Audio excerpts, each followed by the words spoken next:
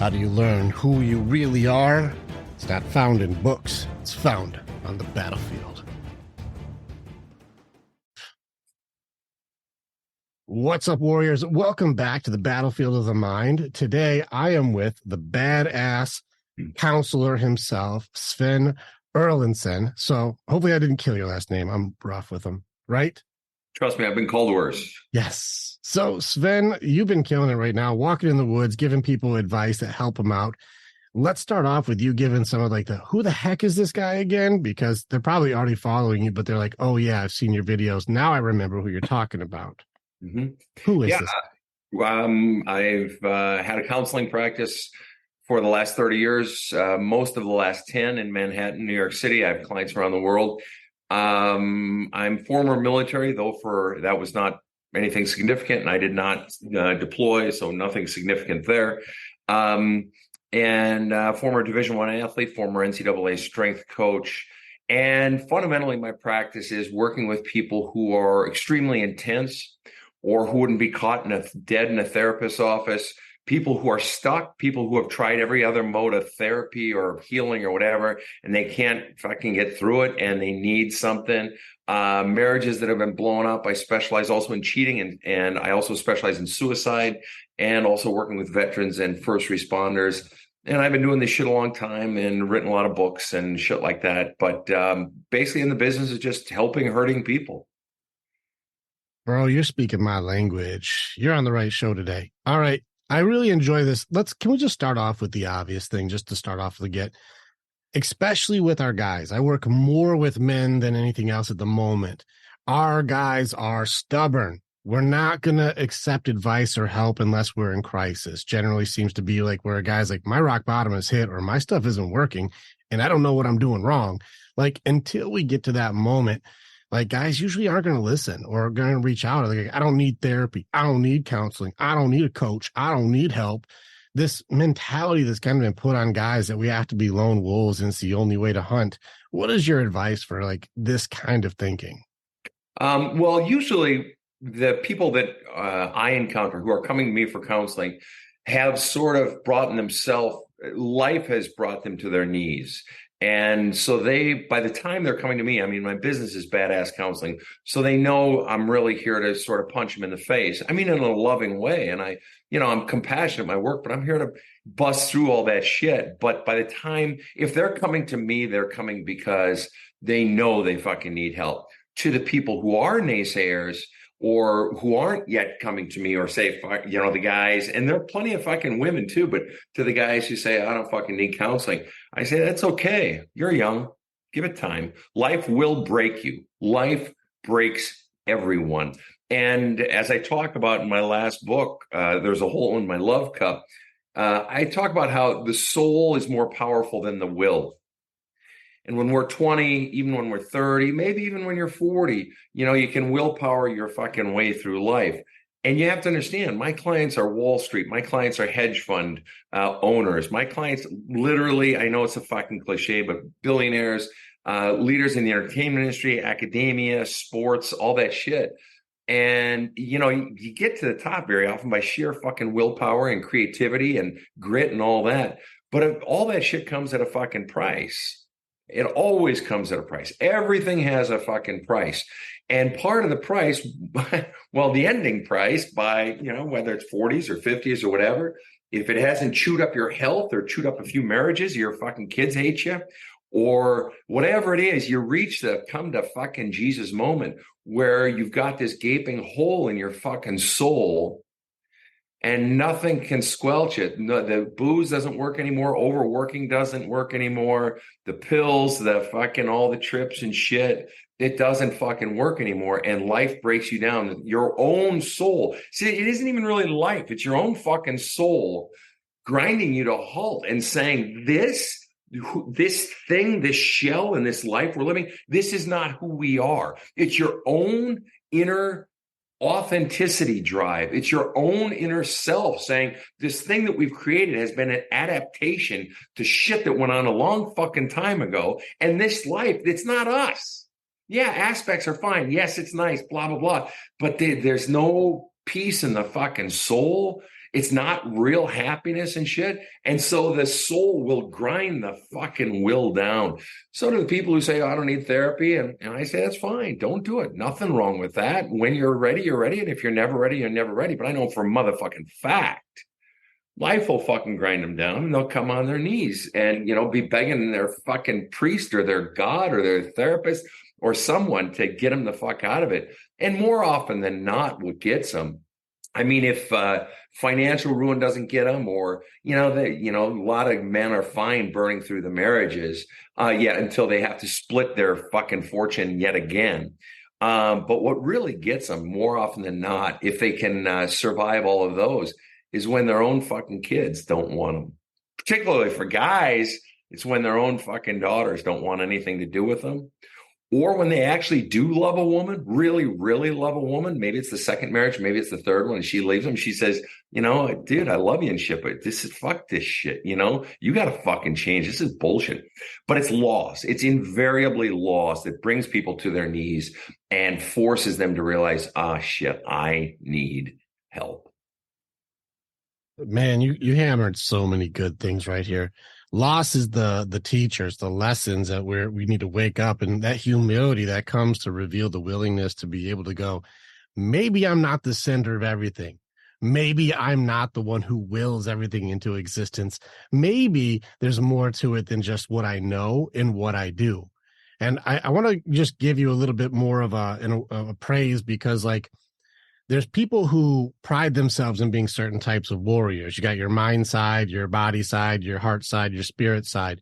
And you would probably look at you and be more like, this guy's obviously body side, obviously. And you keep going spirit side. You keep talking about souls. You keep talking about there's an energy to us that matters, that will wear down the body, wear down the mind, wear down the heart until it reveals who you really are.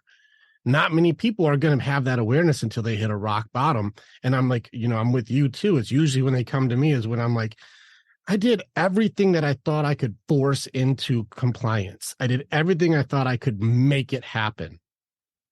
And it's not working. My humility is now happening. And usually when I come in with guys, there's a lot more shame going like, I'm clear, like my daughters don't love me and I'm on my third marriage and everything's falling apart. And I lost my career and I don't have a purpose anymore and my friends won't talk to me and clearly I'm not doing it right. What the fuck am I missing? Mm-hmm. And I'm right there with you where it's like, now you're ready to listen. That's hope. Now there's a chance for you. Yeah, and so there's an old saying, the ego, like the egg, is of no use until it is cracked. That our ego, our life, we're no good until we're broken down, which is really the essence of so much of religion too, that for those who are religious, that prior to you being broken down, what the fuck do you need God for? You're just going through the fucking motions. It's until we're broken. And for those who aren't, religious, it's still the same thing, that life just fucking breaks you down, breaks your spirit. Mm-hmm. I think I was listening to, this is a paraphrase of a quote where a friendship during good times means very little. Mm-hmm. Until you hit crisis, you know who your people are. Mm-hmm. Until you hit crisis, you hit this is all falling apart. You know who's got your back for real. And a lot of times when you think the weight of the world is all for you to carry, you realize that it's actually not yours to carry. And you need some new information, new training, and new perspectives to be able to actually handle what's happening. Yeah. And yet, Rick, there's so many of these young pukes and in their 30s selling to these young men in their early 20s or teens. They're still selling this bullshit of just fucking willpower and be tough. It's like, oh my God, shut the fuck up. Hustle mentality, bro. Hustle culture. Break down the walls. Yeah. We gotta work 26 hours a day and never leave your DMs. You're gonna make it, man. Yeah, I've seen the ones too. And it's funny because I work with millionaires, billionaires also. And they're like, it's balance, man. If you're not getting a good night's sleep, you're not going to make it. You're going to burn out. And if you're not taking care of yourself and having healthy outlets, you're going to burn out. It's not work 27 hours a day. We don't do that. Mm-hmm.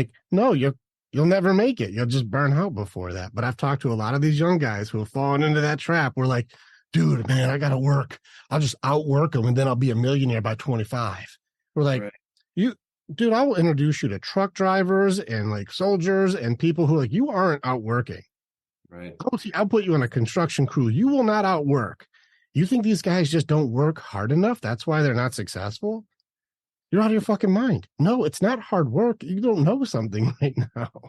Well, and to where you started, sort of, I think before I interrupted you, you were talking about different types of warriors, body and mind and all that. But I mean, if we go back all the way back to the origins, even of yoga, it originally, in one of its variations, started with the warriors. That it was a way. I mean, in the mythology of thousands of years ago, it was a way to summon the serpent spirit, but fundamentally to fuse body and spirit, to that the warrior mentality, one of, at least in war or in battles of different sorts, comes from a place of center. I mean, think about the great writer, Sun Tzu, the great warrior, right? That fucker ain't just talking strategy. He's talking about this notion of weaving in sense of self and this sense of spirit in to be a warrior. And you think about movies like, I know this is cliche, but movies like Gladiator or movies like Braveheart, right? Or even Dances with Wolves. What makes those movies so compelling isn't just that it's fucking more killing. It's that the leader is tapping into something other than just the war. He's tapping into the spirit of self and the spirit of others. And that's what unleashes them in the war, whether it's actual battle or the other wars we fight. And it's just that's a different level of warrior that generally we don't progress into until we move further into manhood, further into adulthood. That it's not just toughness. It's not just battle all the time. It's not just the body. It's not just being, I'm a badass all the time. That to be, here's how I tell it to people. That really what being a badass is, if you're doing the macho tough guy thing all the time, you're fundamentally, you're cutting off so much of what it is just to be human, but you're doing it to this arbitrary standard that says guys got to be tough all the time. Where the fuck does that come from? The truth is, every single one of us has a full breadth of emotions, of feelings. If you're a true badass, in my opinion, you just allow yourself to feel whatever I goddamn well feel in any given moment. Not, I have to be tough all the time. That's so fucking arbitrary. You're on some rock out in the fucking universe somewhere, but it's some universal principle that males are just always tough. I mean, that's just dumb. And so if you're a real badass, it seems to me, it means that if you're playing on the floor, putting together a puzzle with a little kid, you're soft because you feel soft in the moment. If your favorite hunting dog that you've had for 14 years dies, you're going to be fucking sad and you let that shit out. But this notion of to be really a male means I'm only this and not that. It's just like, no, that's to be fucking stupid. That's not male. That's just dumb. And the truth is, as guys progress, I got a couple of special forces guys now that I'm counseling in my counseling practice. And it's just like, who they are in the past, who they were in private was different from who they were in public, or even who they were with their work buddies, with other operators, was different even from who they might be with me in counseling. Because in counseling, and assuming it's with someone they trust, they can express all of this shit. But there are so many fucking expectations. Or maybe they have one really close fellow operator or a retired guy they know that they can let down their guard and let out more than just the toughness thing. So when guys, any type of guy is just, living this whole bravado toughness bullshit, it's like, oh my fucking God, what are you, 14? Jesus Christ. Anyway.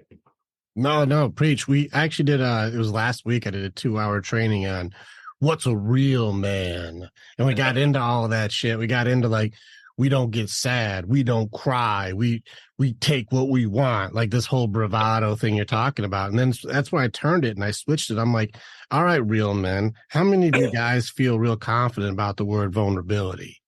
About openness, about, opening your heart up to somebody, being able to connect with somebody's spirit. How many of you guys feel like that's what we're going to judge that? We're going to use judgments and shame to make it so the thing you're actually afraid of is called pussy shit, or that's some weak stuff, or that's weakness. You're like, Right. if it's so weak and it's so sissy, And why are you afraid of doing it? Right. Real Exactly. men aren't scared of going like, I love you, man. I appreciate you. I'm proud of you. I believe in you.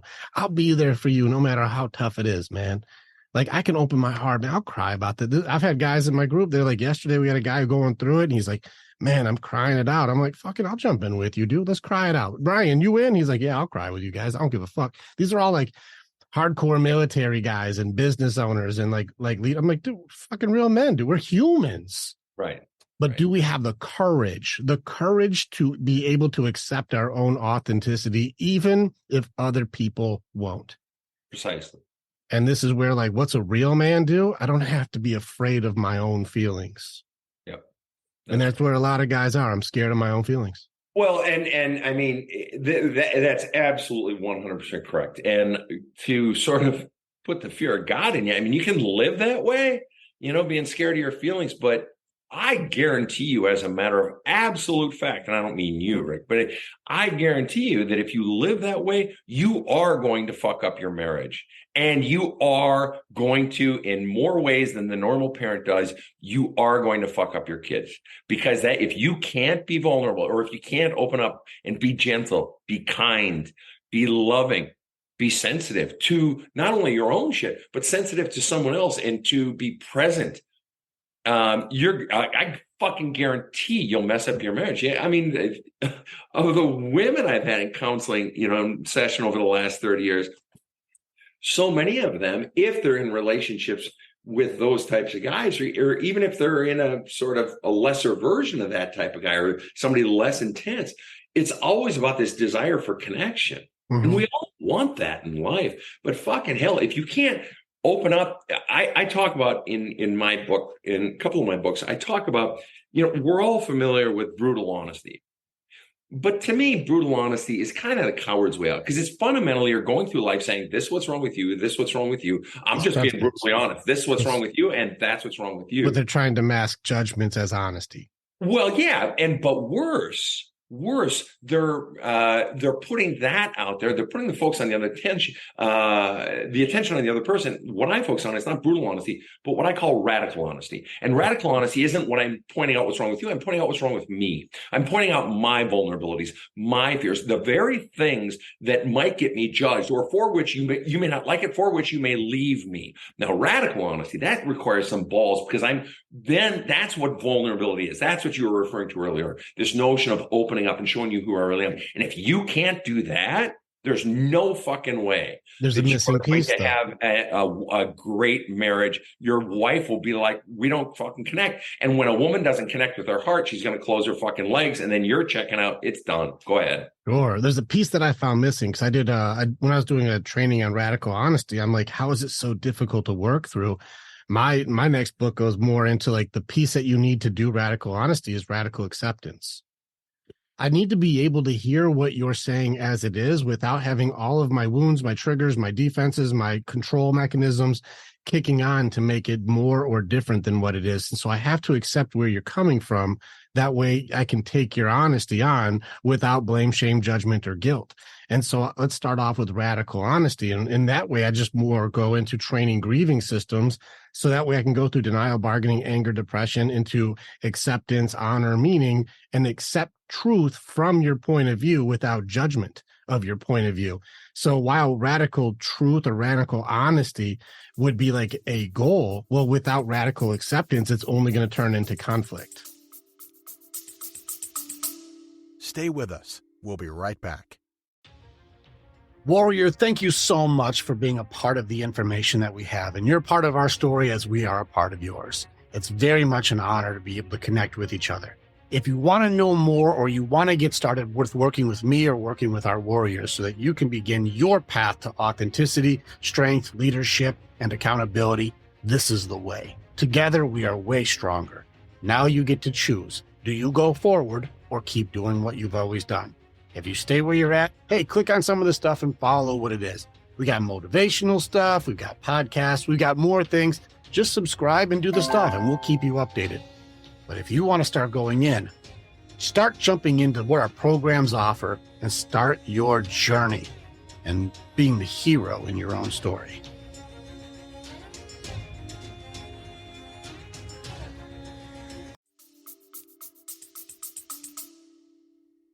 Well, and the truth is, you're not going to be radically honest anyway, unless to some degree you have accepted it or you're okay, or at least you're taking baby steps.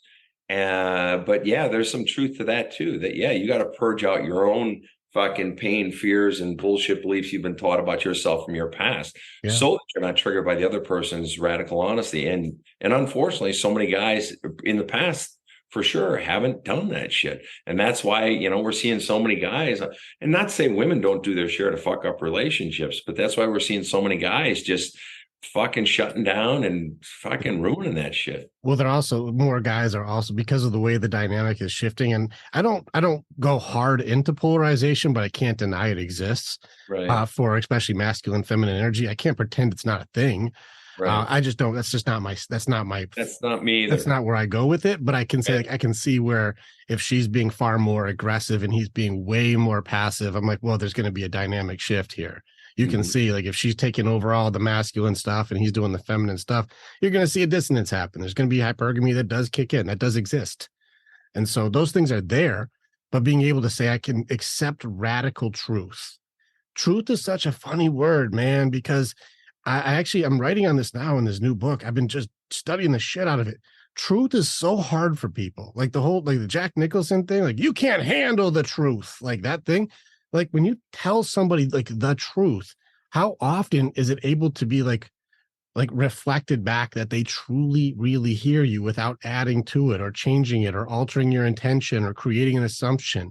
And then points of view become very different, and you've heard this thing, I'm sure, 100 times. Like, when I do like the thing, like, what number is this to you? And you're like, well, that's a 6 to me. I'm like, it's a 9 to me. Like, what is this? I'm like, what letter is this? You're like, oh, well, that's a B. I'm like, to me, it's not. Is it a music note or what is this? Like, we can say this one thing is all these things. I'm like, well, who's right? Like, everybody's right. It just depends on what you see it as first. Everyone's right, but then also everyone's wrong because it's not the same as what the other person saw. So then truth becomes a sales pitch. Truth becomes my point of view, my perspective, my experiences, my wounds, my fears, my doubts becomes truth. And now it turns into who's going to sell harder. And then you throw in control mechanisms or coping mechanisms, fight, flight, freeze, fawn. You're going to have somebody who gets way more aggressive, somebody who surrenders, somebody who's going to be hard negotiator, somebody who's going to be like, all right, I'm freezing and I'm not even interested or listening anymore. And then you've got another person who's going to be run away or suppress themselves or hiding, or you're going to go into a defense mechanism until someone goes, okay, fine, your way, fine. Whoever's the most aggressive, fine, whatever. Like, turns into, what's truth then? Just who sells it the most? Radical truth and radical honesty really requires radical acceptance, or else we can't have a real conversation about it. Or at least radical openness, right. And that's why it's done, again, that's why it's done in baby steps, that I share something with you, it's one for one correlation, and I share a little bit and watch how you respond. Are you accepting? And or do you ask another question, and so forth? Then I feel comfortable opening up a little bit more. And I mean, ultimately, so much of what we all seek, regardless of gender, is we all seek to be seen for who we really are, and to have the other person stay and not turn their back. There's always the risk that they will, and that's part of life. And we lick our wounds and move forward. But the desire to be seen and loved for who we are. But that, of course, the price of that is having the courage to show who I really am. And that's the harder part. I couldn't agree more. The first 5 weeks of my program is just know thyself. We have to tear you open and go, what stuff is really yours? And then what belief systems and what things were put in here that these aren't yours. Those were put there from dad or mom or, your ex, or like your best friend betraying you, or people who like bullied you, or so. Those were put there from other people. That's not actually you, or you've altered yourself, or you changed yourself, or you wear a mask every day to try to give a persona or an image or this is who I really am. You know, when I break them down, like, what are your real things here? Because if you want to be really, really loved and connected and be able to do where I do later want to kind of reference this yin yang thing that I found for like mind and body and then heart and spirit. It's like different rules, especially for the word surrender, like very different rules for these sides. But if I'm going to show authenticity, can I get some, like, I know the warrior way to it. I want the badass counseling way that you go, like, we have to figure out who you are so you can be accepted for who you are, but not by others first, but by you having the courage to be you first. How do you approach this thing to give people, like, you know, a fighting chance? Yeah, it's probably not, I don't know, not much different language, maybe different approaches from what you're saying, but I require all my clients that come to me that they have to write an autobiography before we ever meet. They have to have it to me at least a week in advance, maximum 10 pages. And then I read that. I don't charge for that. Usually I'll study it it takes me a couple hours to study it. And so I know their life story from their perspective. Maybe they're lying, maybe they're telling the truth. Most people tell the truth. And if they are lying on something, I can usually suss it out, because usually a lie won't make sense given the context of everything else they've told me, or they're giving, clues, whatever. Point is, I'm going back into the past to find out where the major wounds are. Because if somebody's coming to me, they've got massive fucking pain, and I'm in the, job of not alleviating pain. I'm in the job of healing it. And so it requires going back into that and identifying what was done to them, the massive emotions that were surrounding those memories and those traumatic, painful events, but then also what that taught them about themselves. I talk about in my book, the three binary gates, and that each kid is fundamentally getting three messages, and there's either a positive or a negative to either one, to keep it really simple. Basically, it's I'm wanted, I'm not wanted, which then derives down into I'm wantable, I'm not wantable. So it's a self-identity. Second is I'm good or I'm bad, or I'm great or I'm never good enough, something along those lines. And then the most powerful message that any child gets, most powerful, even whether or not, even greater than I'm good or I'm bad or I'm wantable or I'm unwantable, those are value assessments. The biggest one is that who I am matters or doesn't matter, because now it's not about value. That's an existential question, that the real me doesn't even exist. So very often there'll be parents who are using the child to meet their needs. And so the underlying message being conveyed to the child is who you really are doesn't matter. Or the classic golden child. Let's take that one. Plenty of guys are golden child, right? Whether it's through athletics or music or arts or whatever it might be. Or I was just always mommy's good little boy, or whatever it was. The golden child, the sibling of the golden child, thinks that the golden child lives the posh life because they're getting all the fucking attention. And when you're the sibling, you're on the, you're on the hind tit. And, but the golden child is still getting the message that who I am really doesn't matter, because I am expected to be someone. I get the Scooby snacks. I get the spiffs. I get the fucking little fucking rewards and attaboys when I am being who you want me to be, when I am being who the external primary power source wants me to be. And so in all those messages, what the message being conveyed to the child is who you really are doesn't matter. And so what it requires, and that nothing will inhibit your being authentic, then that core message that you got at 2 or 4 or 8 that got pressed into the wet cement of your soul and hardened and became sort of the virus infecting the operating system. If that message is you're not wanted or not wantable, you're not good enough, but especially if it's who you really are doesn't matter, there's no fucking way on God's green fucking earth that 25 years or 45 years later, you're going to be living authentically. Not if deep down you believe that your authentic self isn't wanted, is no good, or that it's simply maybe you're cognizant of aspects of you that are more authentic, or you're cognizant of what doesn't feel right. That's the beginning of authenticity. You may have even cognizance, but it doesn't feel safe because when you were back there as a child, it wasn't safe to express your real self. because dad was a fucking tyrant, or it was all about mom's drinking and her fucking depression, or we're always walking on eggshells because grandma, raised us and she was just volatile character. And so the child sticks their real self down deep inside. And so it requires going back into those stories and uprooting what the hell really happened and what it really feels. And I tell you, there is nothing that will scare the living fuck out of people more than going into that shit. There's nothing that will scare them more than having to see their past from somebody else's eyes. I mean, I'll regularly tell a client, you gave me this autobiography. All right, this is your story from your perspective, and I'm reading it, and I'm sorry, your mother's a fucking cunt. I fucking hate your old man, or whatever it is. And I have to be very honest with you. I believe that if I pulled 100 random people off the street and read them the autobiography or showed them, gave them the notes, and Steven Spielberg made a movie out of it, and we looked at the movie of your life, they'd fucking hate you. And I'm finding myself wondering, how come you don't? And so it's confronting them with shit like that and really pushing hard. And then if they choose to not hate their parent, fine. But so often, whether it's the hate or the resentment or the bitterness or the disgust, it's allowing that to come up and out. But a lot of people don't want to touch it because, hey, it's my parents, or they don't want to deal with the ramifications. So they'll say, I'm not a hater. I say, you already are a hater. The hater's in you. You just don't want to get it out of you. Furthermore, you think hate lasts forever.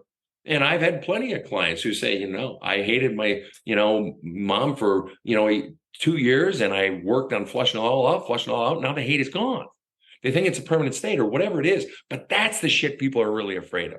That's the shit that, in the end, more often than not, created the fucking success that came in their 20s, 30s, and 40s, because they're running from all that shit, or they're trying to prove themselves, or they're trying to prove, no, I do matter, even though they're being inauthentic. They're trying to get some love poured into their fucking love cup. So ultimately, to answer your question, to get people to become authentic demands finding where the original command to be inauthentic came from, to find where those original beliefs were poured into them and pressed into them. And that's the scary shit of life. And again, if for no other reason than because of the implications. Well, fuck, this means, Jesus, I always thought of my parents as good parents. I thought I had a good child, and this means I really fucking didn't. No, you didn't. No, there's no definition of good parenting that fucking fits under, and that's some powerful shit. And what makes it really, really fucking hard is when you've actually begun to maybe have a good relationship with your living, breathing parent, or they've atoned for what they did or whatever. But that parent of your childhood and the crimes committed and the pain from that is still fucking in you. So it's like, well, it's push pull. What do I do here? And that's hard when you want a relationship where your parent is aging and you say, well, I'll never confront my parent over that. I'm saying I can heal you without you ever confronting your parent. That's not the point, but they feel guilty or whatever, that they really are confronted with two moms or two dads, the one of my present and the one of my past. And from that great quote, no man is truly free until he can live as though his father is dead or his mother, but the one from your past. It means to slay that and the message and identify those messages. And by identifying them and putting them into words and journaling and writing letters that we don't send, we flush it out, and that gives room. And then your authentic self just effortlessly bubbles up from inside. Let me just first off say, thank you for taking the brakes off, because a lot of times people will get on stuff and be like, let me give like the censored version. I'm following everything you got. And I like when I can hang out with guys that I can just go, all right, good. We don't have to do training wheels. Let's go. So thank you. I like it. I want to also go through this over and over again. The gates, the golden child, the doubt, the safe not being myself. I'm going to share some of the tools that I use for this and walk through the same thing that you just did. And a lot of times other people who do this love this shit. So it's pretty fun. I'm going to show you, this is a map that I use whenever I'm working with people. This is a map that came to me. Listen, I think God threw this at me because it came at 3 a.m. and I've run this by PhD psychologists, authors, and this is how I have people running through their systems. The core piece is obviously going to be this thing, and this is where you talked about the wanted, not wanted. This is if I am chosen, good or bad, am I worthy? The belief system of who I am matters. This is purpose, and it starts getting into the belief systems that create your identity. Now, most people want to try and jump right into identity and get into your beliefs or your habits or your personality type or your purpose or your status. And they want to start getting into who they are. And they don't necessarily get to the point where why is your belief system what it is? A lot of times you're stuck in your loss system. And this is the part where like you've gone through trauma or grief, and this is where your generational curses come from. This is where your parents put their curses on you. You're in denial of who you're allowed to be. You have to bargain and change yourself to be what you think they are. You're going to have to do a suppression of the anger or frustration you have around it. And the sadness of your inauthenticity is going to be a part of you, who you are. The feelings that you have around this, well, they're now wide open for fear, excuses, doubts, and distractions to start coming in for how they work to create the feelings that lead to your belief system, that lead to your identity. Well, the issue is if people are starting with identity, we never get to the thing that's actually created the reason for it, because we can't go to radical acceptance, because I don't know that this is the part I'm trying to get through for who I'm supposed to be and denying, which means my feelings about this will be suppressed. So my belief system has to be whatever mom wants me to be. And that's what I am. This means I'm the golden child. And you said also the sibling of the golden child. Their identity is also routed in the comparison in the belief system that I'm not as good as them. Both are running into a generational curse that's put into a wound from some loss that never even got addressed, which means if I'm going to cut your core out, I don't start at identity. That's just where it ends up happening because of your loss system has gone in overdrive. Your identity is revolved around what you've lost for authenticity and what you've lost for yourself. And I've seen the golden children. I've worked with them. I've seen the golden children who won everything. They had everything perfect. And now they have sabotage systems that are so powerful because they do not feel worthy of their own wins. And so they have gambling addictions, or something is like, I'm going to like risk everything just so I can feel like the authenticity of who I am measures up with how much effort I've put in, which has been very little, by the way. And so going through this is how I'm able to kind of catch, like, I know that your belief system is corrupted for you are wanting to be chosen, wanted or unwanted, good or bad, you are worthy or unworthy. Who I am matters. Do I have purpose in my life and who I am? But then being able to go through the generational curses, like you said, the dissonance of my identity. I know that it's not correct. And I understand the belief system is not right, but I keep trying to fix it here and it's not working. That's because it's over here.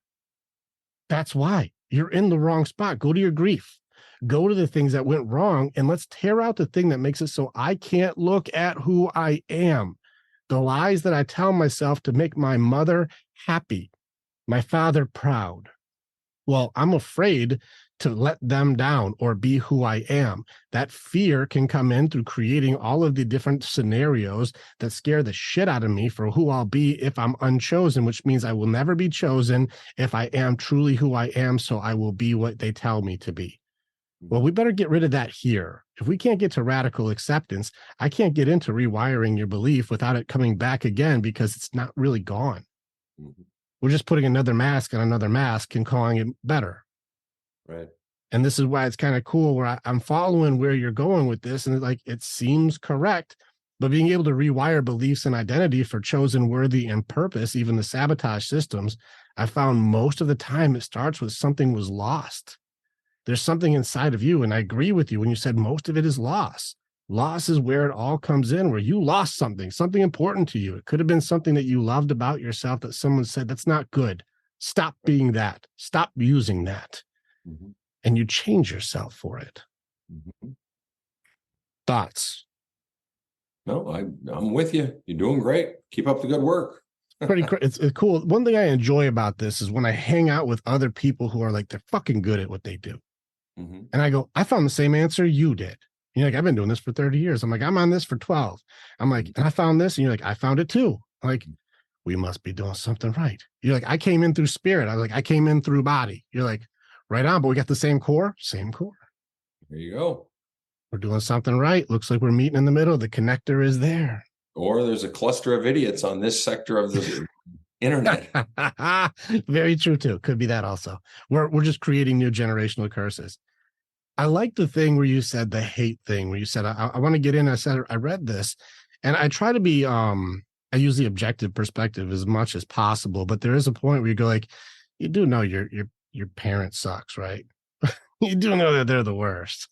And they'll get into defending who it is who's created their identity around abuse. And it's the sins of the father, the sins of the mother. When they do create an identity for you to be what they think you should be, but it's never good enough. Right. And yeah, and sometimes it's not always the abuse in the way people think of abuse. I get plenty of people saying, well, there's so many people that had it worse than me. And so they don't characterize what happened to them as abuse, but really doesn't matter. If you're a child, your spirit is so fucking sensitive, and your malleability, your ability to be shaped into something, whether deliberately or accidentally, is very high. But it's not always the parent that does the harm, that inflicts the abuse. Very often, deep down, the worst hate, when we sort of plumb that well, is for the one that didn't do anything. It's for the one that stood by, or was the nice parent, or gave me hugs, but never actually stood up and shut down the bad parent. And for many of my clients, I dive into that, and for many of them, I help them see whatever it is they believe, and they realize, and each client is different. For some, the parent who commits the abuse commits the greater crime. For others, it's the one who allowed it to happen, or tacitly endorsed it by not shutting it down. For some, they have much more bitter rage towards that parent.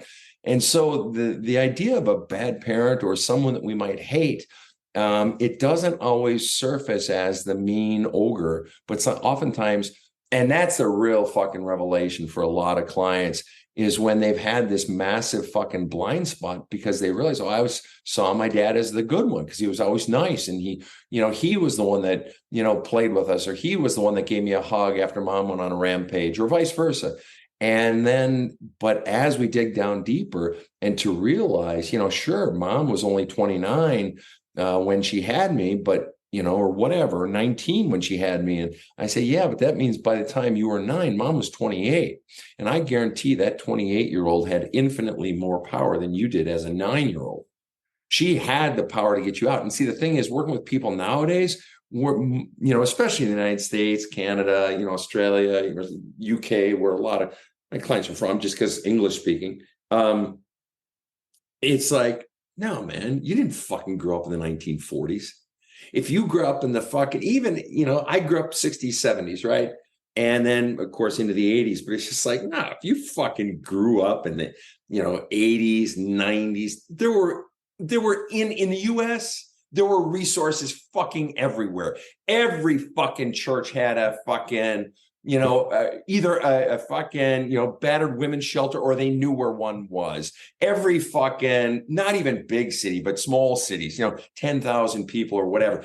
And there are plenty of small towns that could access those. There were so many fucking resources. Then people, I did my best as a parent. Fuck you. There were fucking parenting books that have gone back decades and decades and decades. And a lot of them were really good. And many that were, some of the best shit came out of the 80s, 90s, and 2000s. It's like, fuck you. You didn't grow up in the fucking 40s. In other words, your parents could have done better. That parent who fucking normalized the shit that was done to you, that parent that didn't stick up with you because they were afraid of the other parent, I don't give a fuck.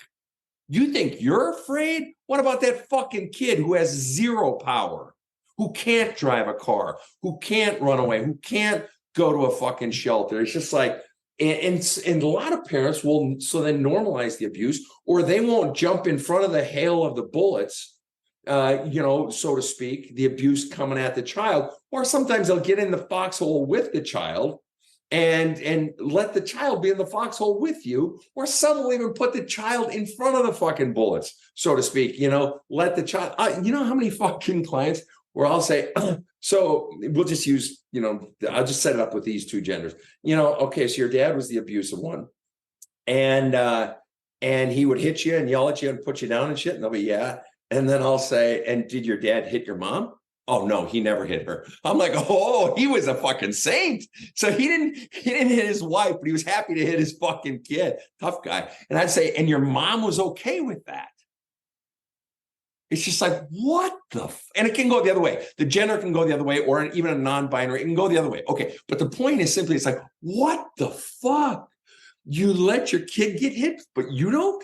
You let your kid, eat fucking verbal abuse. It's like, what the actual fuck? But again, back to the original point, this notion that, the parent who lives in the shadow of the ogre parent, boy, that's an eye opener when I have a client who sees that and realizes, oh my fucking God, mom was worse or dad was worse because he didn't fucking do anything. He was protecting himself at the expense of me.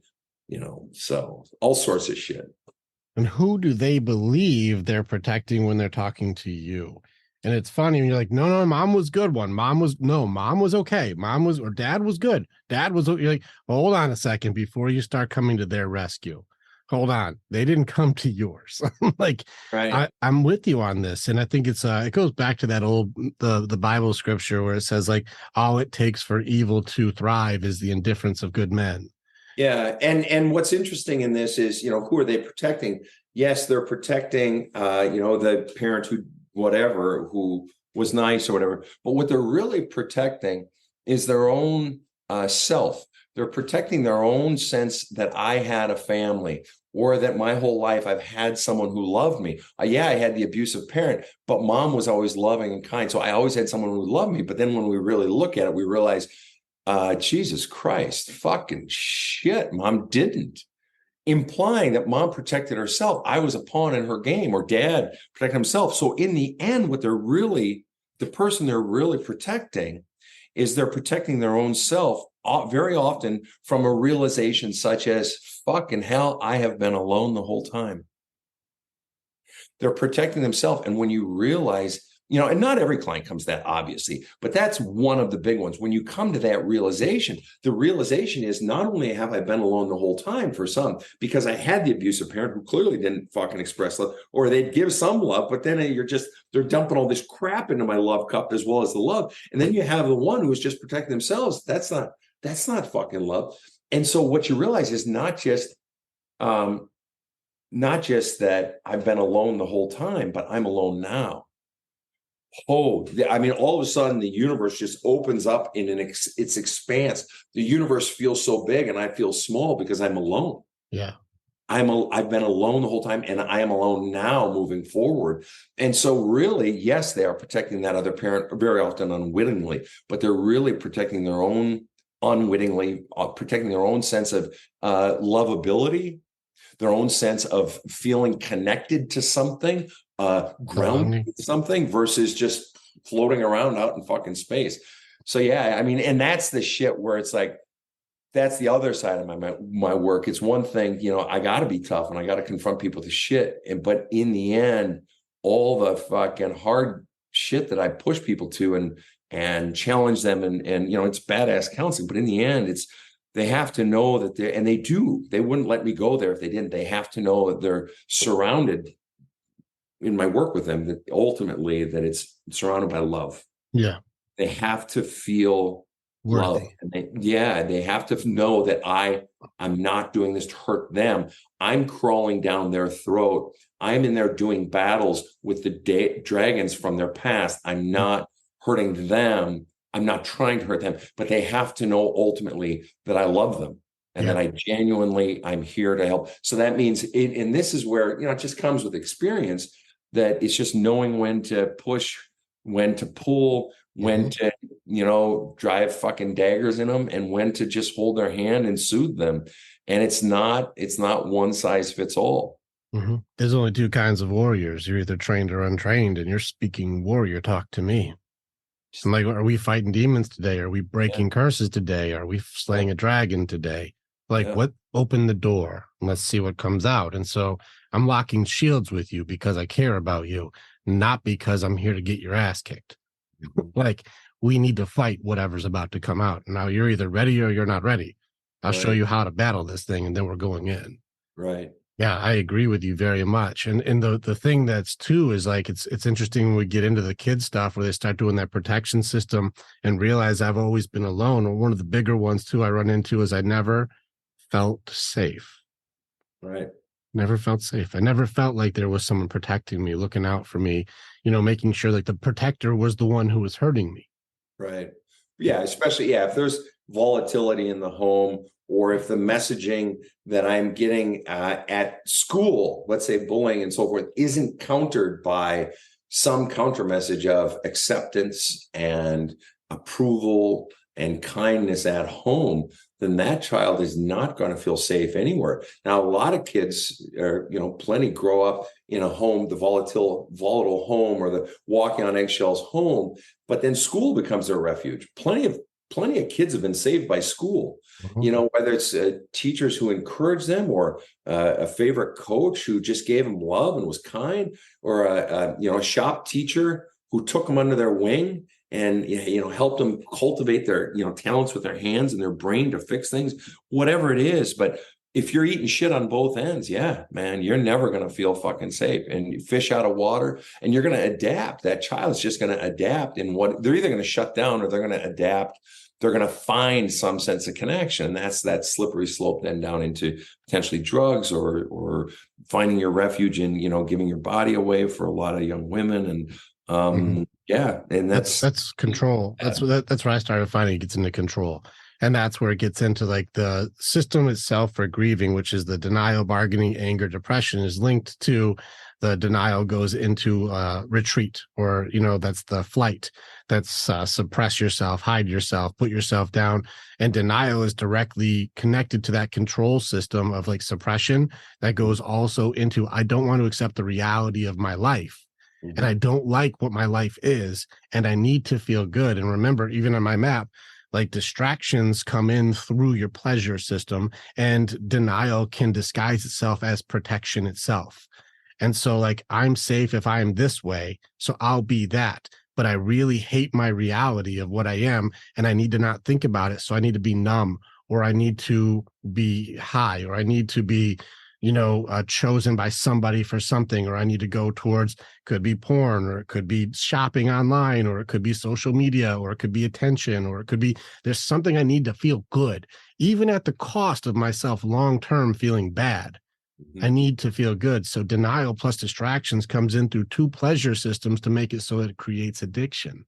Yeah. And that works. I mean, I've had plenty of clients with, whether it's eating disorders, or, as I'm sure you have too, and addictions and all this. And, they're trying to escape that life of theirs. They're always trying to escape. It works. And that bottle, or the whatever it is, really becomes your best friend, insofar as it's the only thing that gives you the power to shut off all the pain, or to feel something if your life itself just makes you numb.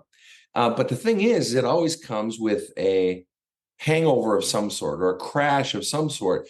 And we live that cycle enough times. If you live that high crash, or that numbing and then being jarred back into reality, if you live that enough times, what you find yourself really longing for is a high where there's no, so to speak, a high where there's no hangover, but where there's a carryover. Yeah. In other words, some sort of lasting high, or some sort of lasting. And that only happens ultimately not by getting rid of your addiction. That's why I tell people, they say, oh, do you work with addictions? I said, I'm not an addiction specialist, but I've worked with tons of people who had addictions. But I'm not going to do what a lot of, not all, but a lot of rehab does, whatever.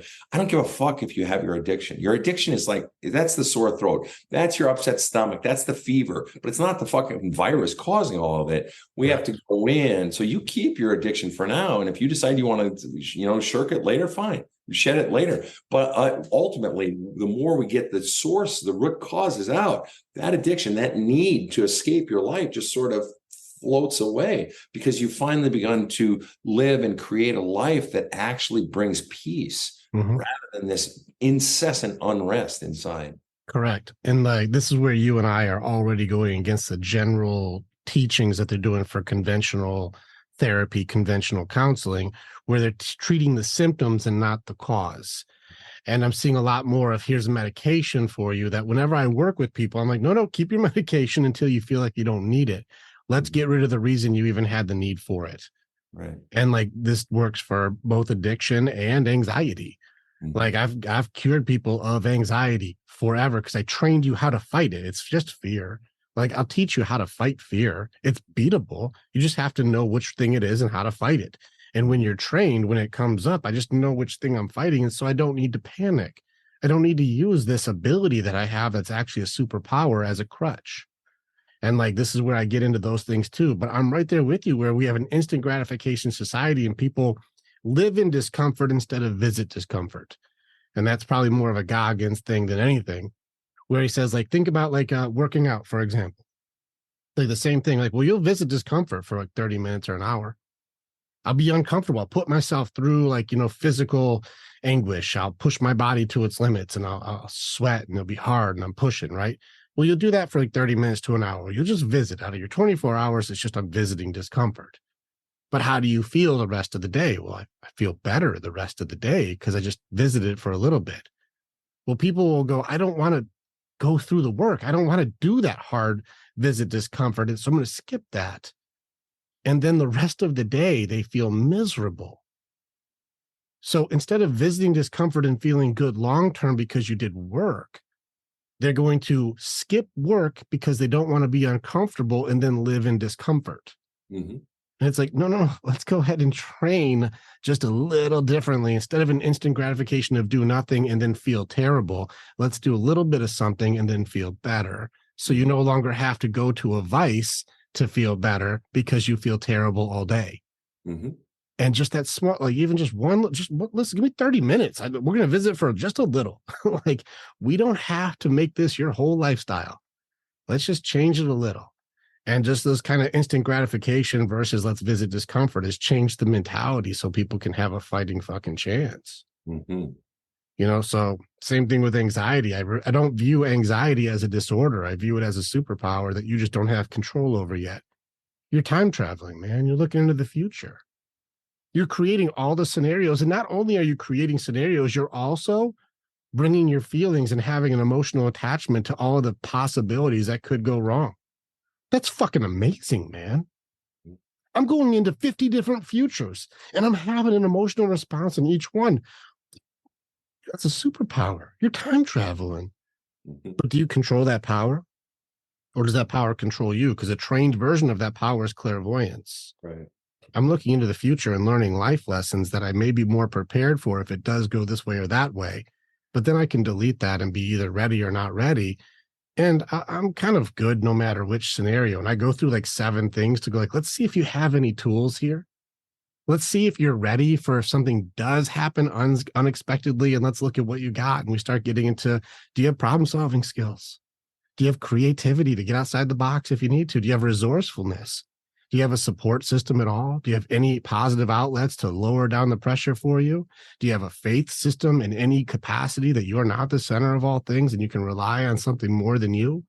Can you do an assessment of survivability to this point? And do you have more experience now to handle what happens than you did when you went through things less experienced? Can we just look at where you're at? Aren't we supposed to be more curious what the reality is instead of the worries of what it could be? Because it seems like once you know, you're fucking ready. It's kind of badass when you go like, well, let's bring it on then. Let's see what it's going to be. Like, yep.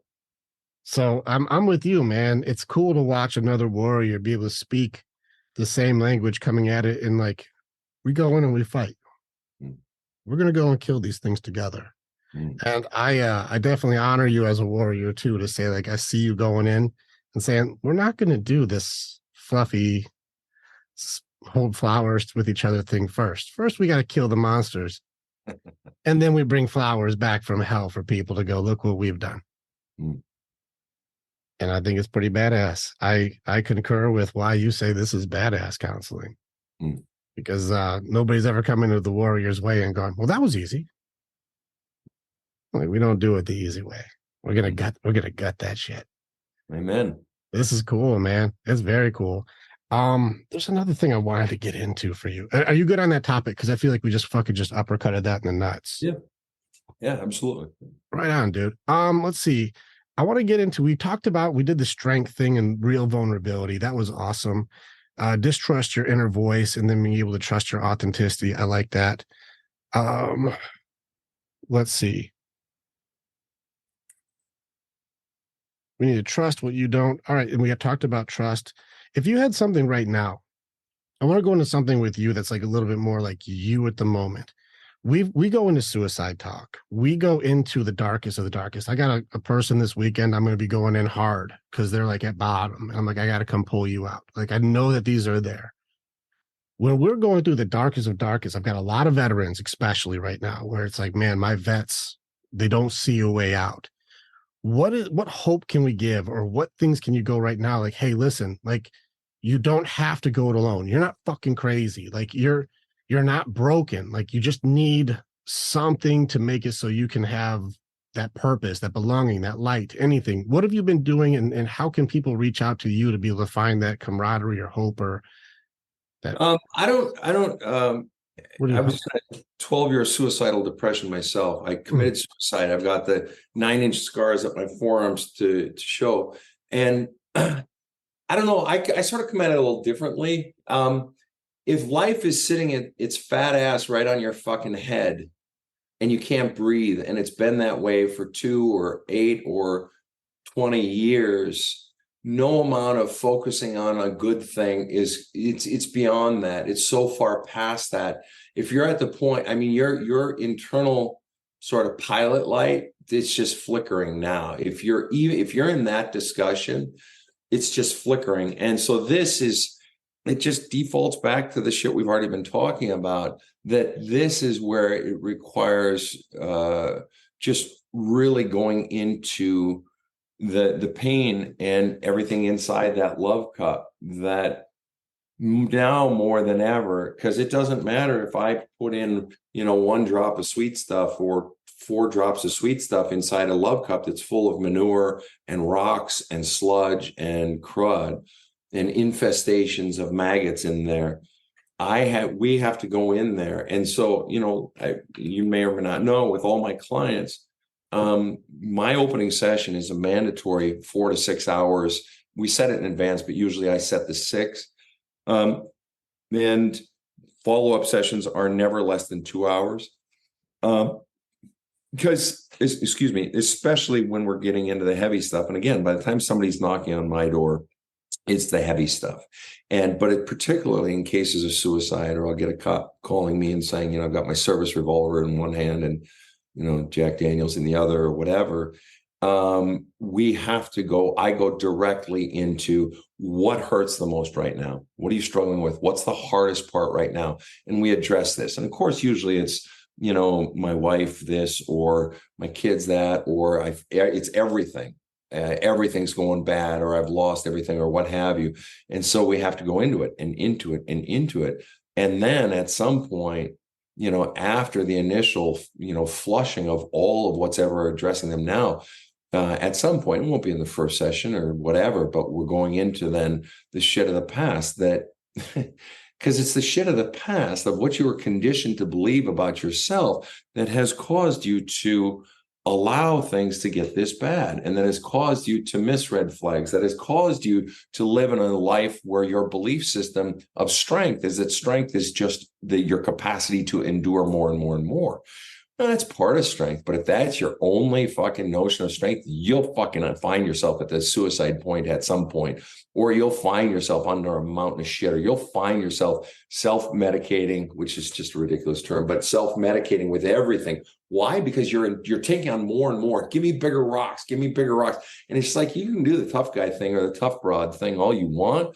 That shit's going to weigh you the fuck down, because what you're missing is that other half of happiness, particularly in relationships, and but especially obviously relationship with self, but relationship with others, is strength is the ability to say no.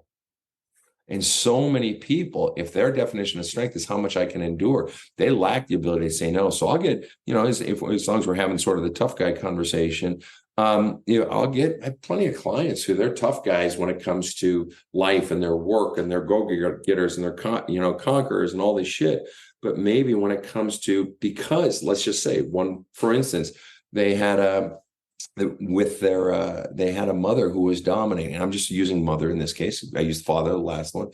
They have a mother who was dominating and abused the shit out of them or whatever, or taught them to be mommy's little fucking therapist or whatever it is. Then they get into their fucking marriage and they can't say no. Do you know how many strong, tough guy men walk in the front door and they're to use Sam Kinnison's old thing, he'd take the microphone, he'd say, he has the microphone, you have the head of the microphone, then the handle of the microphone, he'd pop the handle off. When you walk in the door, your wife pops the handle, pops your dick off and says, I got your dick now. And it's not even about being a tough guy or not being a tough guy. It's like, when it comes to women in your life, some men just don't know how to say no, don't know how to stand up for themselves or say, you're hurting my feelings. This just hurts, or it's mean, or no, I don't want us to have another child, or I want us to have children. I don't want us to not, whatever it is. The point is that the ability to say no and the ability to endure. You have to have true strength is about both of those. It's not just I can endure, I can endure, I can endure. And true strength is the ability not just to say no and don't transgress my boundaries. It's the ability to say how I really feel. I get plenty of clients. I remember I had a cop here in the city, and good guy, aging and everything, and 50s, whatever, my age. And he said, he was dating a woman. He had been married before, but he was been dating this woman for about, I don't know, a few months, whatever. And then it progressed for about a year that they were dating. And he said, I have done everything for her. I have done everything, and I'm dissatisfied. And I said, you're right. And, I'd been counseling him a bit.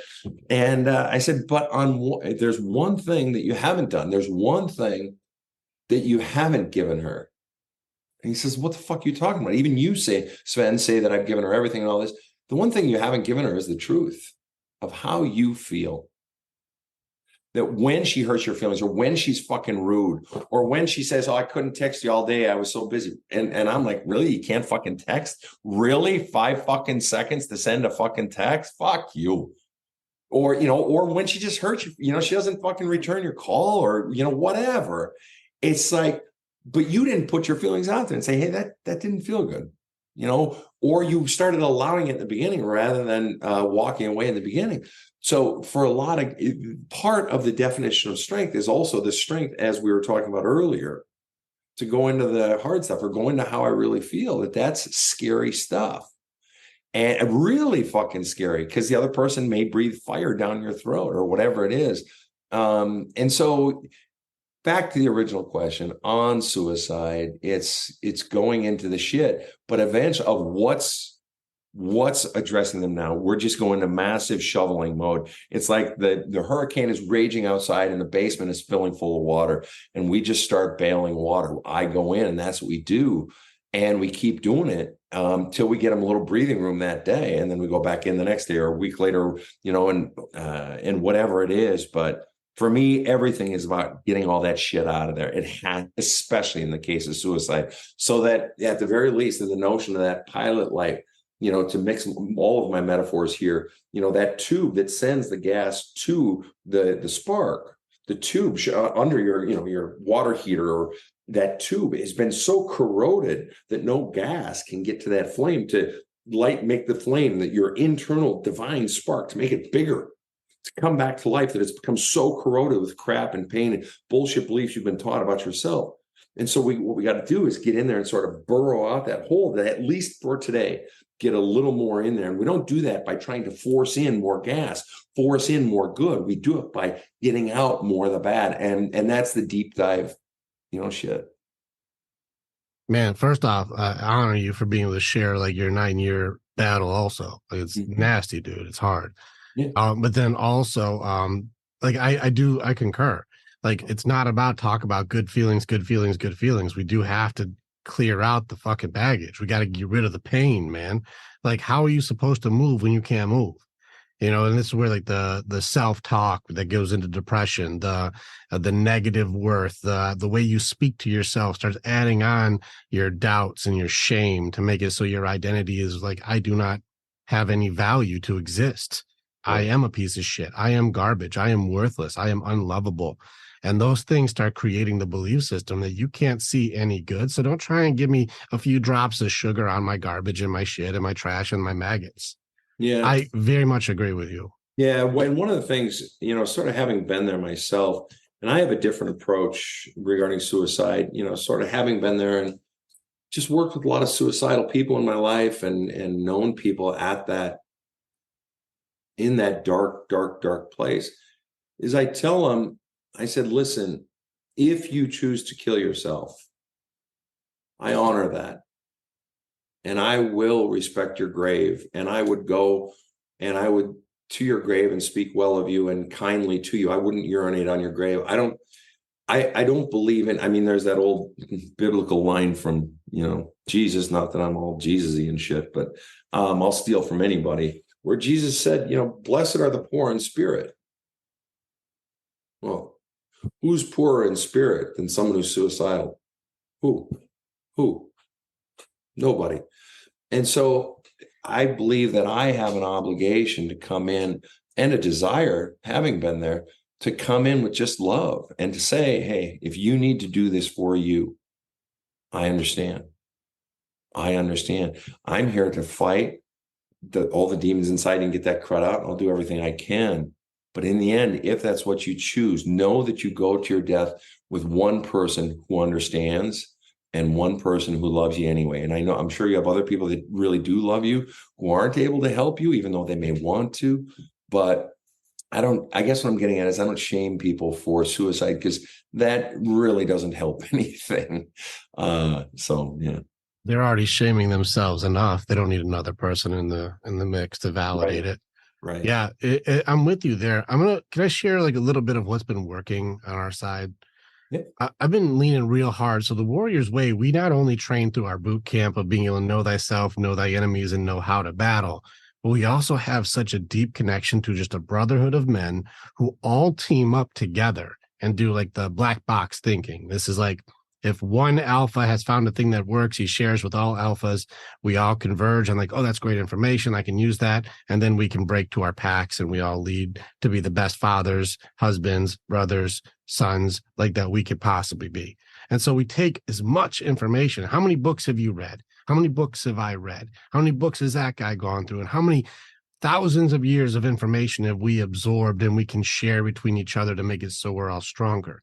That has been the foundation, is the brotherhood has become really what has worked. It's not me. It's each other working together, and men need men. We do. We need each other. We build anything. We can defend the village. We can build the skyscraper. We can be a strong football team. And I've never seen anybody see the Navy SEAL team and go, what a bunch of bitches for working together. Like, no, you will get fucked up. Like, that is, you don't fuck with that team. They're too fucking tough together. And I do the same thing with our guys. The suicide calls, I was with you. I've sat with the guys who are sitting with the gun and the Jack Daniels. I know the conversation. I know the different personality types. And I'm the only one who takes those calls. Too much liability. So I am with you. I've had these conversations. And it would be every like other week or so, there'd be somebody who's in this rock bottom at 2 a.m. Like, those would be there. We had a couple guys right now who run a nighttime group. We just call it the Fellowship, and this is where the guys just hang. We don't have to go into battle. You don't have to bring up your shit. You can talk about fishing. You can talk about trucks. You can talk about your lady. Talk about whatever you want, man. Just come and hang out. And one of the guys, his gift, Phil, he's just likable. He's just likable Phil. He's just sweet dude. He's just really nice. He's like, I just want to make a group where we just hang out. I said, let's do it, Phil. This nighttime group sometimes goes to like 1 or 2 a.m, man. They just hang out. And since we started that group, it's coming up on a year now. All the guys who have come in who have had these dark thoughts, all the demons that come out in the middle of the night, all the guys who struggle, they just come and hang out. And because of belonging, because of purpose, because of value, because of love, because of camaraderie, because of feeling heard, feeling needed, like, we haven't had any suicide calls since we started this group. That's great. That's amazing, right? I didn't anticipate that. Just you belonging somewhere, you're a part of something, is enough. It's enough to keep fighting. It's enough to keep digging the shit out. It's enough to have, and they can go into battle. These guys are all warriors. It's not that they don't know how to go into battle. We've gone in and fought demons together. Mhm. They just don't need to if you don't want to. We can talk about funny stuff or play video games together or just hang out. Mhm. It's great. It's wild that that has been so successful because, like, brothers need brothers. We need each other. And anybody who thinks that they're the toughest because they're the lone wolf, the phalanx is just stronger. Like, to fight that wall of shields and those Spartans all locked together, way tougher than just the one guy out there alone. Mm. And so, like, that's where we've leaned in, and like our program has gone that direction where, like, if you really want transformation, be in a place where you can take your armor off. You can train new abilities, skills to know thyself, know how to battle, and know which things are out there. And then now you can be an authentic pack leader because you hang out with authentic pack leaders. And if you are the average of who you hang out with most, hang out with a bunch of fucking warriors and your damsel bullshit goes out the window. Mm. Like, this is where I'm just sharing just part of what's worked that I Yeah. didn't anticipate would be so effective. That's And great. if any of this helps you in any way for your stuff, please take it. Like, there's I applaud you for what you're doing. like, this is where, like, I also like say, like, how could I support you? And then what things can I do? Because you're in the mix, man. And also, if there's ever anything I could do to make it so that you have support on your end too, I'll walk into hell with you, bro. Very I'll kind. lock shields with you, like, because not enough people know what that is. And so you see a lot of people today who are trained to treat symptoms and not go in and kill curses. Amen. Give medication instead of fight a demon. And try and blame and shame others in their past and say it's not your fault, instead of going, let's kill this dragon so it stops burning down all of your village. Love it. Good for you, man. That's awesome. Well, good for you also, because Thank we've saved a lot of lives, and people won't know the ripple effect for the battles you're willing to endure for others. We're each just sort of brightening the corner where we are. Yeah, it's an honor, man. It's very cool to see another one like you. I'm gonna lean us right into the last thing here. I want to stay on this boundaries thing that you're talking about, where, like, the strength means endure instead of strength means no. And this is a gender fluid. This goes, everybody has this codependency. Absolutely. This runs into, like, everybody runs into, my love comes from achievement or serving you or being of value, because I know that if you need me, that makes it so I can feel safe and secure that my needing you won't be, thrown away. I won't be discarded. I can feel like I can just work hard enough for you to love me, which obviously I think I watched your narcissist video where people who are deep takers are looking for people who are deep givers. Well, And they they're tend to naturally find themselves, but yes, correct. Because they look for everybody's the happy most for a they look minute. for the most needy. They look for the ones who, like, they need the most, and that makes me have the most security because I can give what they need because they need so much. That means I can give a lot and I'll never get left. Mhm. And that codependency and having no boundaries does create an entire curse system for children going, if this is what love is supposed to be, well, then love is pain. Love is only taking and being just abused and used and never good enough. That's right. And, kids are growing up in this just constant non-reciprocal relationship and calling it what marriage is. Mhm. Let's go into, like, I don't think that enough people are clear enough on what is a healthy boundary. They know the idea of it, but people are oftentimes using demands as boundaries, and that's not a boundary. What would you say? All right, I love it. Look at you. Answer questions with questions. I see you. All right. I'm just curious. So when we do boundary training, it's very important to understand the difference between a boundary is not about what other people do, but how you choose to handle what other people do. So example, if you don't check your emails on the weekend and you say, hey, Rick, don't send me any emails on the weekend. Well, now you're telling me what I can and can't do. That's a demand. But if you say you can send them on the weekend, I'm just not checking till Monday. Well, that's how you're going to handle whatever I do. So the boundary is not that I need to answer immediately. It's just know that I won't answer till Monday because I don't check emails on the weekend. That's a boundary. If you and I are talking and you're like, fuck you, you fucking asshole. And I'm like, dude, you got to chill it out. If you don't chill it out, I'm going to have to end this call. That's a boundary. I will remove the privilege of our conversation because you are no longer respecting it enough for you to have it. But if I go, you're not allowed to talk to me like that, Sven. Don't talk to me that way. Well, now I'm telling you how you're allowed to be. That's not a boundary. That's a demand.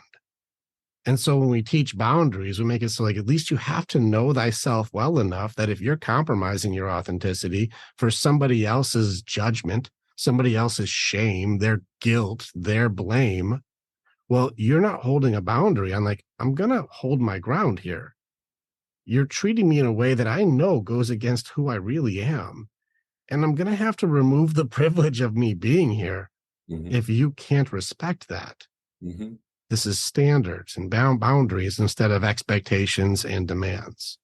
Love it. Yeah. And so like, I know that like the strength of what I can endure versus where do I hold my line? I don't know if that's. I agree. No, I agree with you. And you know, I in terms of knowing where to hold your line, then so you address the very important mechanics of how, you know, and that, you know, it's on one hand my trying to tell you, well, don't fucking do that. I mean, you can do that. I can tell you not to do it, but don't get frustrated if the other person doesn't change their fucking behavior just because you want it. Right. And so it comes from a mentality of you have to change to make me happy. And it's easier to do that, to say, you need to not send me those emails on the weekends. It's easier to you, rather than to find, it's harder. It requires more strength to say, I'm just not going to take it. That I matter enough. And so we expect other people to change, which, you know, we're sort of conditioned to do our whole lives. But it's harder to say, no, the responsibility is on me. And so it's really, you know, same shit, different language. I talk about allowing. What do you allow?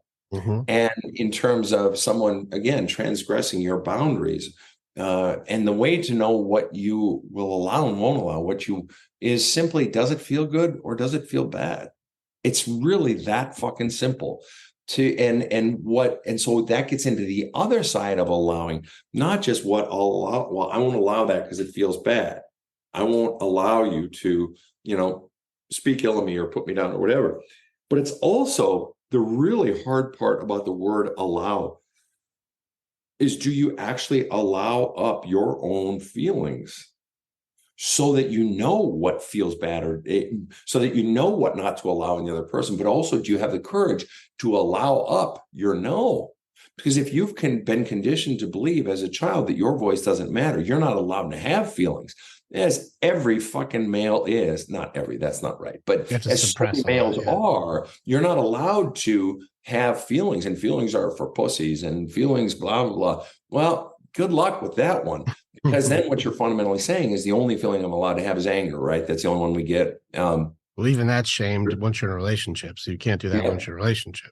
And so you don't allow up the saying, I'm hurt. Well, guess what? You're going to endure so much fucking shit because you're not allowing yourself to be authentic. So it's what do I allow or not allow from the other person? But do I allow because how I feel in a situation, that's your internal barometer of what's really going on. And so this is why when the Buddhists talk about awareness, that life begins at awareness. And again, I'm not Buddhist, but I'll steal. Yeah. That it's not just aware of what's going on around me, but ultimately it's aware of what's going inside, because that is what is enabling me to say, oh, I don't like this event because it doesn't feel good. Now, maybe you do. Now, some people, though, do feel it, but they don't give themselves permission to actually speak it up. So we've got to clean out that vessel. We got to get out the crud from where their authentic feeling comes from, but then clean out the vessel that enables them, gives them the courage to put it out there. And it's terrifying. Yeah. It's terrifying if you've never stood up on your feelings before. And this has nothing to do with, you know, demanding and always getting my way. It's so much deeper and scarier than that. It's saying that this doesn't feel good, or you're hurting my feelings, or I don't want to be treated this way, or wow, I really fucking feel sad. That God damn, I feel sad, you know, and allowing that to get out. Otherwise, you won't know where to put up your boundaries here. And I just had a client fucking this morning that the person didn't know what they felt. And so they didn't know, now that they're out of this relationship, the relationship had to get so bad, so extreme that they finally felt it. But now moving forward, I don't know who I am. I don't know what I want because I don't know really what I feel. And so that's why it's allowing those feelings up. That's your GPS. And it's enabling, as I tell people all the time, the path to discovering who you are requires discovering who you're not, which requires honoring those feelings coming up that say, not this. Not this. In Hindi, the Hindi language, there's a word neti, and neti simply means not this. And sometimes in life, we don't know what the path is. All we can say is neti, neti, neti. We're just sort of sifting through all the things that are not me. And eventually you're going to get down to that which is me and does resonate like a string inside a piano inside of me. But yeah, that notion of allowing, I feel, is really a critical element to boundaries. Yeah, I love that you took the introspection aspect of allow. Usually most people say, what do you allow? And it seems like external. I don't allow that. I don't allow that. I don't allow that. But like this is where like I very much resonate with where you're at with this, because the first section is know thyself, so you can set a boundary. And the very first weapon we teach is awareness. It all begins with awareness. And I very much agree with the Buddhists. It begins with, did you even see it? Because you cannot make a choice you do not know exists. And if you don't know why you feel the way you are and what you're working through, or what's even going on, or what it's going on in here to even set a boundary, or what you will allow for yourself, the simplicity of the decision isn't allowed to exist because you don't know of it. Right. And so that's where it gets complicated. You need to change to make me happy is something that you said. It's like, did you know why? Mm-hmm. And I use why as a weapon, because right now, even in negotiations, why is a bad word. Triggers people. Of course it triggers people because it requires some sort of accountability. Right. You're not going to like it, having the actual answer for the reason why you're trying to control others or trying to dominate or, dictate. You're not going to enjoy being called out like you are doing a behavior. Do you understand the reason for it? Mm-hmm. So I like that you took the word allow and made it introspective, like fucking honors to that. That's badass. And know thyself, and then awareness is the beginning. One thing I want to get into too is the choices. I talk about choices being simple. I say every choice is simple. It doesn't mean easy. No, that's not the same. Simple and easy is not the same. And people have been like, well, what about really difficult choices like, am I going to do chemotherapy or not for my cancer? That's not an easy choice. I didn't say it was easy. It's going to start off with, are you going to do that or are you not going to do that? And then you're going to go through all of the pros and cons and all of the things that could go right or could go wrong. And if this works or doesn't work. And at the end of it, you end up right back at the beginning of, are you going to do it or are you not going to do it? Are you going to stay in this abusive relationship or are you going to go? You got all of the reasons for your codependencies and things. They're all there. But at the end of all of the things that you work through emotionally, so are you going to stay or are you going to go? Like, it's still the same choice. Mm-hmm. And this is where I think that the choices are simple. It doesn't mean easy by any means. So when it comes to the thing that's the hardest, and you mentioned it earlier, whereas tough guys are good when it comes to work and when it comes to, business, or it comes to knowledge, or it comes to even the spirit side, we can be pretty hard on, like, I'll fight anything. I'm ready to go into the firefight. I'm ready to battle. I'm ready to go into conflict or physical altercation or argument or debate. Let's go. Except for this love side. Mm-hmm. Love side seems to have, like, I have a flight mechanism on this one, where guys have the suppress themselves and they become small. Like, you've seen those guys where Kennison, I got your dick. Like you're the man outside of it. I've talked to billionaires who are there. I'm a king at work. And then I come home and I'm treated less than a peasant at home. What the fuck? Like, this love side has got different rules. This is where I've been leaning more into, like, the healthy autonomy. And I just did a video with Brandon, Mr. Gratitude. I did a video with him when he says not 50-50. It's 100-100.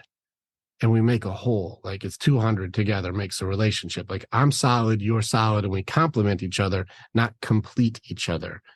What is your thought on autonomy and, like, a healthy relationship?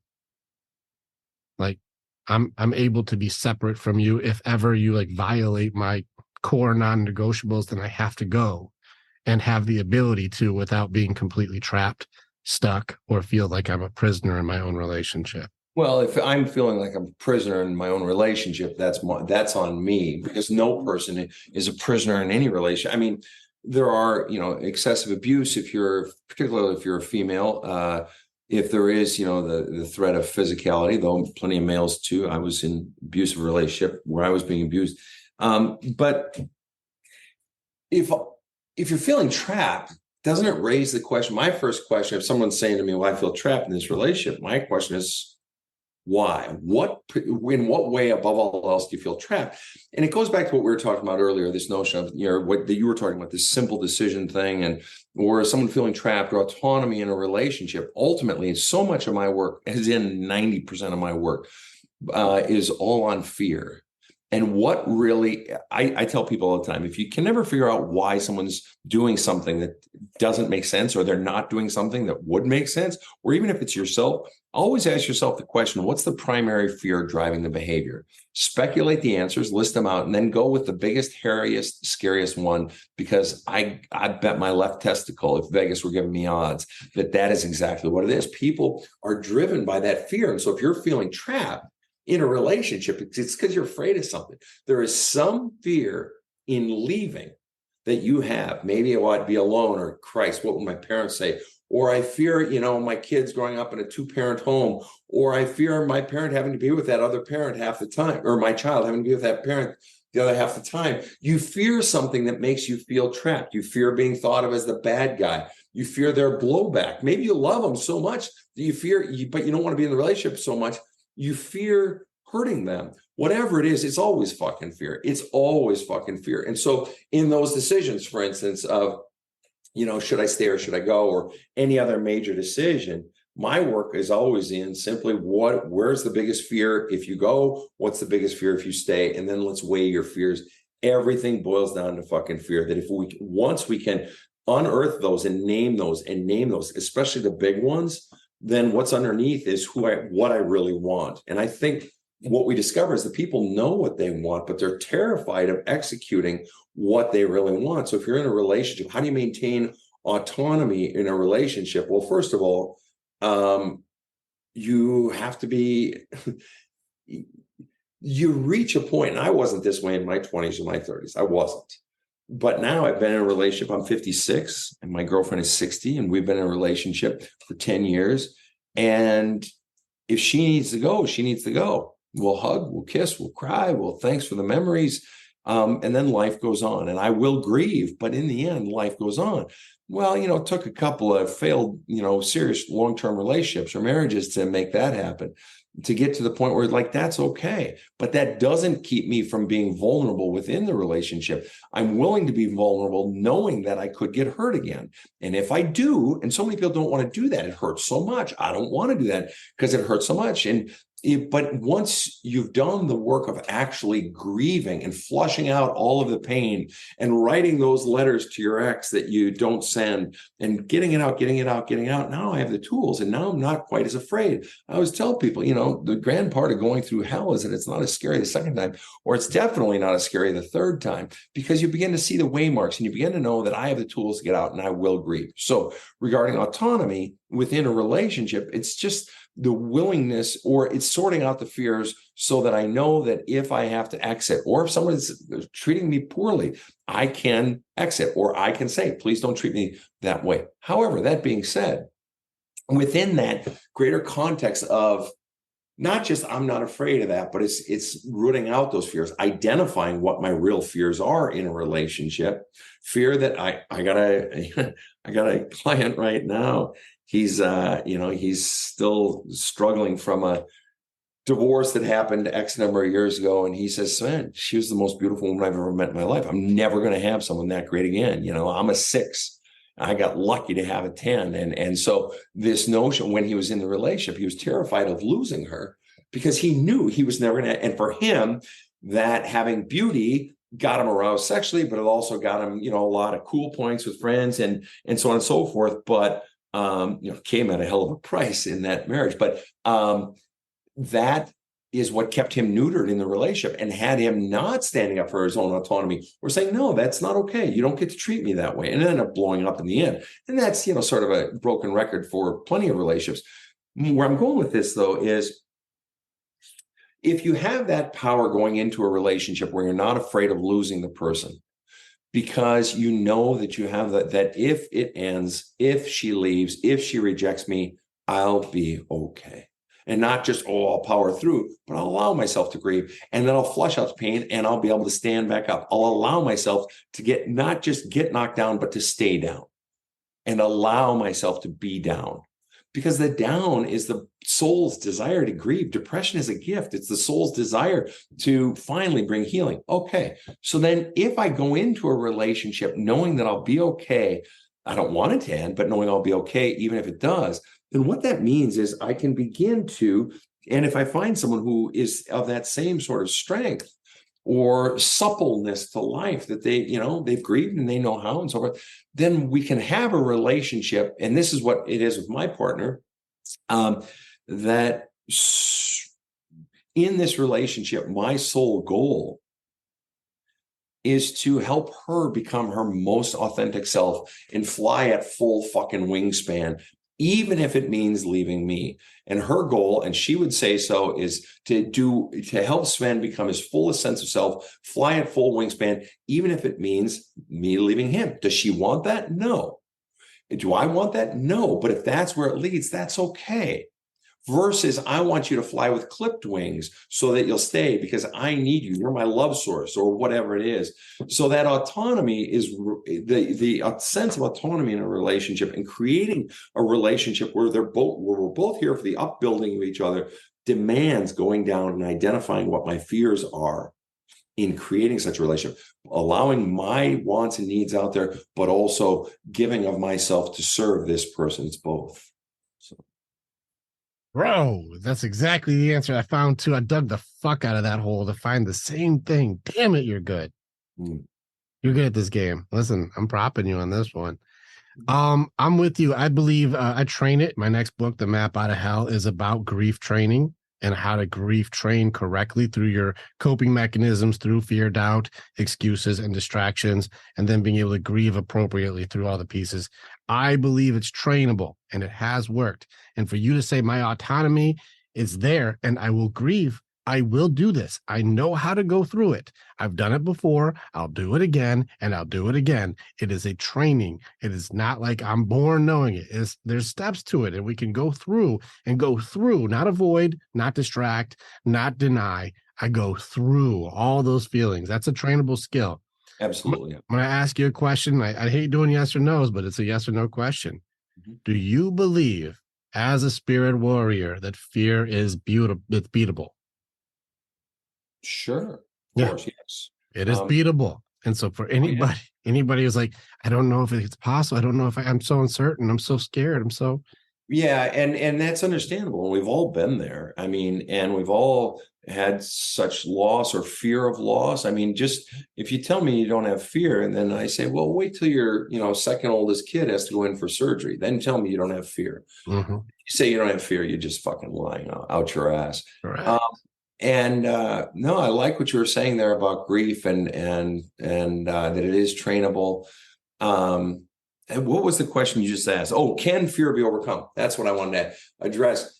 For me, and I love what you say about going through it. Absolutely, 100% agree. And really, I believe that pain and fear are life's greatest gifts, literally life's greatest gifts, because they teach me about myself.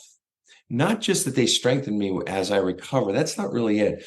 That they have the greatest gems of wisdom, the greatest cascading waterfalls of truth are in the dark forest.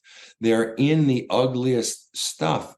And if I can begin to, after I flush out the pain of fear, after I flush out the anxiety associated with fear, and those are really the same thing for my purposes, I keep it simple, but that I ask it, what is this fear indicating about me?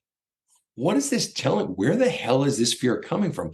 Oh, it's from that cluster of experiences from my past where blah, blah, blah. Oh, you've got a cluster of experiences that cause you to fear now? Oh, great. Now I know where I need to go to heal next. Now I know the next thing I need to do to get out more crud out of inside of me. So fear and pain are always teaching us about ourselves and about life. And it's not just teaching me, oh, I'm tougher. Oh, I'm tougher. No, I mean, come on, get some fucking nuance in your life, for fuck's sake. So no, I love what you say there about pain. It's so true that it does have to be gone through. I mean, what's that old quote by Rumi that we all know, the cure for the pain is the pain, and not just insofar as it makes you tougher. I mean, it's just such a ridiculous thing, but in all that going into it and getting it out finally, then it's not in you anymore, because until the pain is out of you, as I say, it's still in you. I love that you've done this is a core belief of mine, what you just said. And it's an Epictetus quote that I made a little more PC, but like you said, fear and pain, they teach me about me. And one of the main quotes that I use is, your circumstances do not define you. They reveal you to yourself. And so if you're in pain, or you're grieving, or you're afraid, or whatever it is, it's showing you who you really are. If you're lying, if you're dismissive, if you're deflective, however you're handling situations, it's revealing you to you. And do you have the awareness of yourself in these moments to call you truthfully what you really are? Yeah. And that's where I go with my clients. I say, every feeling that you feel is an opportunity. Every feeling, it's like, oh shit, I'm feeling pissed off right now because some cocksucker just cut me off in traffic. Boom. I now know that I got something I can journal about when I get home. Where is that coming from? What is this really about? Or I'm feeling sad because, my next door neighbor, this old Japanese couple, and she's feeling, and I love these guys, and she's having to go in for surgery, and I'm feeling a bit sad. And it's like, okay, where's this coming from? One more opportunity to purge more pain, to find more roots of my core beliefs about life, about self, my core fears. And the more we go into that stuff, just the lighter we become, the more at peace we are, rather than that motor always running inside that we're always forever fucking trying to compensate for, or fucking squelch, or what have you. So yeah, everything is just another fucking arrow pointing to somewhere in me where I can do more healing. Dude, it has been such an honor, brother. I appreciate you so much, man. Pleasure is mine. Thank you so much for having me on your show. Yeah, man, thank you for going in. I love that you took the breaks off and we're going. I love it, man. This is one of my favorite things to be able to do, is be able to have no training wheels. We're going hard. And I appreciate and honor you for doing that. Thank you for leading in, and you did great. Appreciate it all, man. So what if people are like, I love this dude. This is my guy. Badass counseling is for me. Where do they go? We will have all the links in the bios, but I want them to hear it too. Like, how do they get in touch with you so they can have what you're offering? Sure. I'm not real original. So my business is Badass Counseling. So my website is badasscounseling.com. I'm Badass Counseling on TikTok, on Twitter or X, Instagram, Facebook, YouTube. And I've got about 800 plus free videos on those sites. I've got a free podcast, the Badass Counseling Show, Spotify, Audible, all those. I've got books, on my website. The one that became the bestseller was There's a Hole in My Love Cup. That one is on, as well as others. I've got another one coming out shortly called Badass Wisdom. And actually, the audio book will be up in the next week or two here. And if you want counseling services, just go to the website. I'm egregiously expensive, mainly because I gave all my shit away for free for 20 years, lived on the street, worked with the homeless, ministered to the homeless for several years. I was a pastor, and so I've done it for free. But now most of my clients can afford that, so that I can still do a lot of pro bono work in my city for the drug addled, for homeless vets and shit like that. But what I tell people is fucking save your money. Save your money. Get my goddamn book. My book is 80% of my counseling method. I put it all out there, with the exception of a couple of things, plus some other stuff that has been developed since that book came out 5 years ago, 6 years ago. But it's 80% of my counseling method, and all the exercises are in there. And I believe, especially with the mental health crisis we have in so much of Western civilization right now, there aren't enough mental health workers for everyone. And the vets know it. Folks up in Canada, I have a lot of Canadian clients. They just can't get help. And Canada's a great country. I don't mean to disparage Canada. It's just the need is so great. And so I just continually try to create as many tools as possible. The free 800 videos, the free podcast, the book. I have do-it-yourself videos on the website. All of these things so that you can do it yourself if you're motivated. And it's just like anything in life. If you're motivated to make money and you got that focus, or motivated to excel at playing your instrument or in sports, and you can have the focus and the discipline, you can do it in your own self-healing as long as you're taught how and have the right tools. And so that's what I try to give for folks. And I can relate with you. Like I've told my guys too, like I can, with full transformation, I can really only probably take like 500 people a year. Like that's me capped out. How many people need help? Millions to billions. I can't even put a drop in the bucket. I have to refer out. I have to have more resources. I have to have more people go to you or to other people who are doing these fights, because I can only handle so many. And like, this is the people who do the deep work. We already know that we're limited. I can only handle so many to do the deep, deep work. It takes time. Amen. And so it's an honor to have another brother in the fight, man. Pleasure was completely mine. Thanks for having me on your show, Rick. I really appreciate it. Love your show. Love what you're doing, man. Thanks, brother. Appreciate you. Click on the button and you can become the hero in your own story. It's time to start making the choices to change. And the evolution that you're going to do begins with choosing the next step. This is the way. And together, we're always stronger.